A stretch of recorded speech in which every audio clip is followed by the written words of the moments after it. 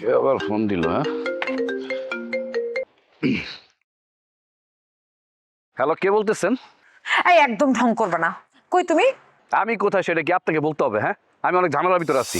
তার মানে তুমি বিষয়টা জানো?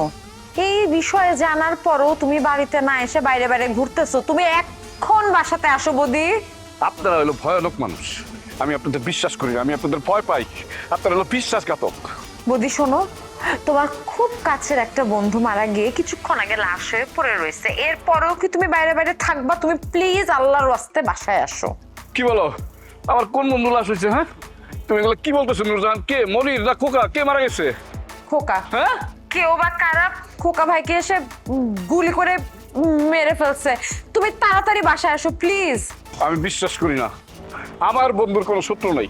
আমার বন্ধুরে কে মারবে? হ্যাঁ, আমরা সাদ্দামের পক্ষ নিছি, তাই তোমার আব্বা আমার বন্ধুরে লাশ বানাইছে।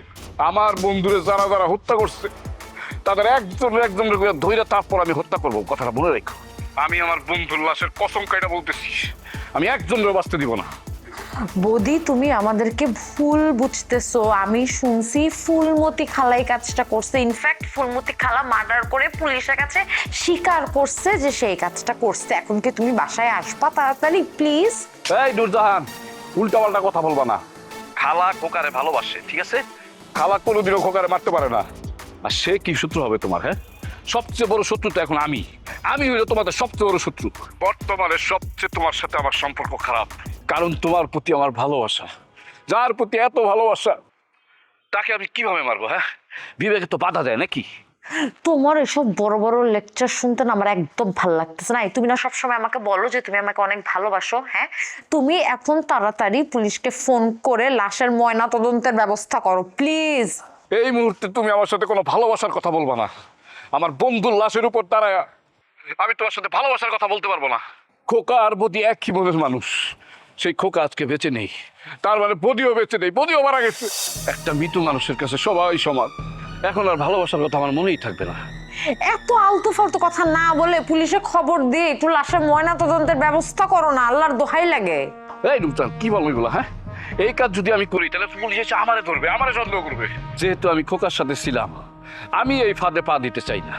তোমরা তোমাকে ফাঁদে ফালাইতে চাইতেছো, তাই না? তোমার বাসায় খুন হয়েছে, এখন পুলিশে খবর তুমি দাও, আমি কেন দিব? আর পুলিশে খবর দেওয়ার আগে আগে গিয়ে আমাদের বাসাটা একটু পরিদর্শন করে আসো, যাও। আমি একা যাব? আমি একা গিয়ে লাশ দেখবো? এই বৌদি তুমি না বলো যে আমাকে অনেক ভালোবাসো? তুমি যদি সত্যি আমাকে ভালোবাসো তাহলে তুমি এখন বাসায় আসো, আমরা দুইজন একসাথে গিয়ে লাশটা দেখবো। হ্যাঁ, রোজান, দেখো, খোকার মৃত্যু আমি সহ্য করতে পারতেছি না। আমি খোকার মানে মৃতদেহের সামনে গিয়ে কিভাবে তার মুখ দেখবো বলো? আমার তো অনেক কষ্ট হবে। বৌদি আল্লাহর দোহাই লাগে তুমি আসো। তুমি যদি আসো তাহলে আমিও একটু সাহস পাবো, আর আমি থাকাতে তুমিও একটু সাহস পাবা, তাই না? নূরজাহান, তুমি এইভাবে বলো না তো। আমার যত বড় বিপদই হোক আমি আসবো। প্লিজ আল্লাহর দোহাই লাগে তাড়াতাড়ি আসো। আব্বা বাসায় নাই, আমার খুব ভয় লাগতেছে, আমি কাউকে বিশ্বাস করতে পারতেছি না। তোমার কাউরে বিশ্বাস করতে হবে না নূরজাহান, তুমি শুধু আমারে বিশ্বাস করো। আমি আসতেছি, আমি সারা জীবন তোমার পাশে থাকবো।